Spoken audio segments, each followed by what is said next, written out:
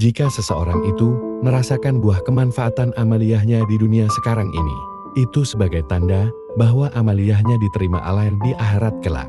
Buah dari aman adalah kesan yang lahir dari amal kebaikan yang dilakukan. Kesan itu menjadi tanda menunjukkan sama ada amal seseorang itu diterima oleh Allah SWT atau tidak. Banyak ayat Al-Quran dan hadis Rasulullah SAW yang menceritakan tentang tanda-tanda yang boleh dibuat ukuran tentang amal yang dilakukan. Misalnya Rasulullah SAW bersabda, barang siapa tidak dicegah oleh sholatnya dari melakukan perbuatan keji dan munkar, maka dia tidak bertambah dekat dengan Allah SWT, bahkan bertambah jauh. Artinya ada kesan yang ditimbulkan dari amal ibadah kita, entah itu kesan baik atau kesan buruk. Kesan baik itu menunjukkan diterimanya amal, dan kesan buruk itu menunjukkan ditolaknya amal. Itu sebagai acuan bagi kita untuk selalu memperbaiki amaliyat dengan melihat kesan yang ditimbulkan pada diri. Sholat yang diterima oleh Allah SWT adalah sholat yang mendekatkan orang yang melakukannya kepada Allah SWT, dan tandanya adalah orang itu dilindungi dari terjerumus melakukan perbuatan keji dan munkar.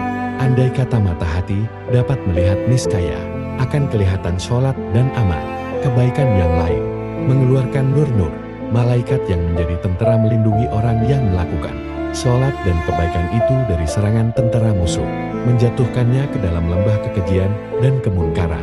Orang tersebut kadang-kadang terlintas juga di hatinya untuk melakukan maksiat, tetapi nur-nur malaikat yang menjadi tentara amal kebaikan bertindak, menghindarkannya daripada melakukan maksiat yang ingin dilakukannya itu.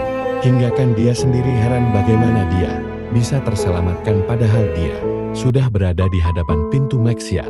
Tentara nur tersebut bukan hanya melindungi dan mencegah kejahatan dari menghampiri tuannya, bahkan ia juga sering menarik tuannya kepada kebaikan, hinggakan orang itu selalu berpeluang berbuat kebaikan tanpa dirancang, dan dia selalu merasa heran bagaimana bila ada saja kerja kebaikan, maka tiba-tiba dia ikut serta melakukannya, sedangkan tiada sesiapa menjemputnya untuk melakukan pekerjaan itu.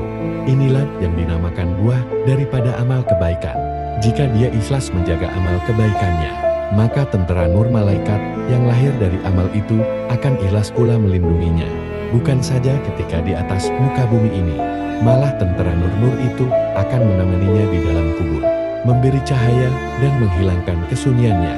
Bahkan tentara malaikat itu akan menjaga tuannya jangan sampai dimakan cacing dan utuh jasadnya di dalam tanah sampai hari kiamat.